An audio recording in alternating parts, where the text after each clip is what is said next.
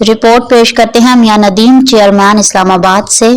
पाकिस्तान की कामयाबियों पर फख्र, दो तरफा ताल्लुकात को मजीद मजबूत बनाएंगे अमीर कतर। दोहा। अमीर कतर शेख तमीम बिन हमद अल सानी ने कहा कि पाकिस्तान और इसकी कामयाबियों पर फख्र है, दो तरफा ताल्लुकात को मजीद मजबूत बनाएंगे। सदर मुमलिकत आसिफ अली ज़रदारी से मुलाकात में अमीर कतर ने पाकिस्तान कम्युनिटी के किरदार की तारीफ की और इनकी तादाद में खातिर खा इजाफा करने की ख्वाहिश जाहिर की। सदर मुमलिकत ने अमीर कतर को हुकूमत पाकिस्तान और अवाम की जानिब से नेक तमन्नाओं का पैगाम पहुँचाया।